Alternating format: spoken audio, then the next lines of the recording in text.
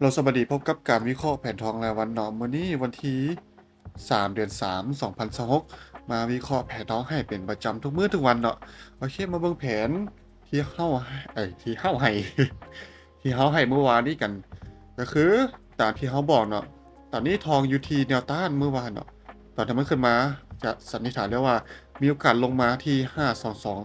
5225255ได้แล้วก็มีโอกาสขึ้นไปต่อทองก็เป็นไปตามแผนเนาะก็คือ ลงมาที่น้อยหนึ่งนะอีกนึงประมาณ25260เกือบจะฮอดอะกาวกามีการเด้งขึ้นไปกลับคืนเนาะก็คือแฮงซื้อยังได้เปรียบอยู่เนาะจังหวะนี้ตอนนี้ยังบ่หลุดเส้นเทรนไลน์เนาะเขาจะมีเส้นเทรนไลน์น้อยๆอยู่นี่อยู่ที่ไทม์เฟรม1ชั่วโมงเนาะแล้วแผนปัจจุบันเนี่ยแผนปัจจุบันจะมี2แผนคือเก่าเนาะก็คือ1ถ้าว่ามันเป็นทรงแบบนี้มันเป็นแพทเทิร์นกับตัวลงเนาะก็คือถ้าว่ากราฟขึ้นมาเฮดโลเฮดไฮแต่เฮดโลต่ำกว่าโลเวอร์โลเนาะถ้ามันเด้งขึ้นมาเพื่อเซลลงมาแบบนี้เนาะจุดที่เขาจะเข้าเซลล์ก็คือจุดที่ไฮเก่านี้เป็นแนวต้านเนาะเขาสามารถเข้าเซลล์อยู่จังหวะนี้ได้มาเบิ่งแผนกัน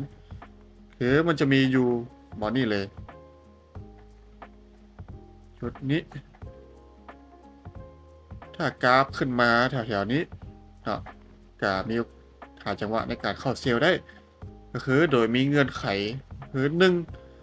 มันต้องหลุดเทรนไลน์เนาะเทรนไลน์แบบนี้ดูก่อนโอเคต้องหลุดเทรนไลน์เนาะสองมันต้องหน้าตาคือกับตัวนี้เลยตัวทำเฟรมใหญ่เลยก็คือขึ้นมาลงขึ้นต้องหลุดเทรนไลน์แล้วก็ทายอก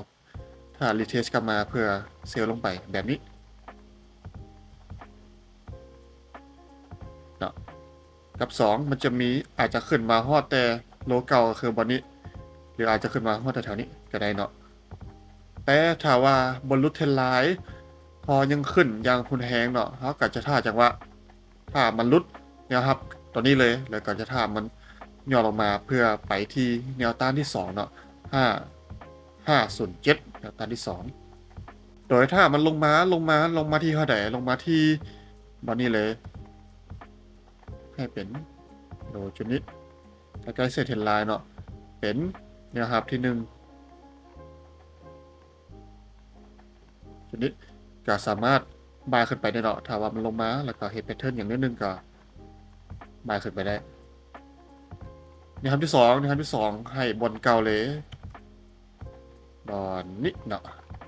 โอเคสรุปแล้วเทนขาขึ้นยังได้เปรียบเนาะเขาจะหาจังหวะในการเข้าบายกันถ้าว่าแพ้เข้าเซลล์ควรมี SL ทุกครั้งเนาะแล้วก็ควรเข้าแบบระยะสั้นเท่านั้นเพราะว่ามัน แห่งไพ่ยังได้เปรียบอยู่เนาะเพราะว่าสงครามยังยืดเยื้ออยู่นะเดี๋ยวจะมีจุดบายจุดเซลอยู่ใส่15 นาทีจุดเซลอยู่ที่นี้5387ก็คือจุดที่อยู่ไฮเก่าก่อนที่มันจะทะลุลงไปเนาะแล้วจุดบายได้จุดบายจะอยู่ที่นี้5320เนาะแถวๆนี้ถามว่าบอลลุด5387นี่ก่อนมีโอกาสลงได้เนาะถามว่าลุดก็จะท่าย่อรีเทสเพื่อบายขึ้นไป ที่แนวต้านที่25507วันนี้เนาะโอเคแผนทองเขาก็จะมีประมาณนี้เนาะนี่เป็นเพียงแค่การคาดการณ์เนาะทุกคนสามารถใช้ประกอบการตัดสินใจในการเข้าออเดอร์ได้ควรมี TPSL ให้ชัดเจนและควรเกิด PA หรือ Pattern กับตัวทุกครั้งก่อนเข้าออเดอร์สำหรับวันนี้ก็มีเท่านี้เนาะขอขอบใจ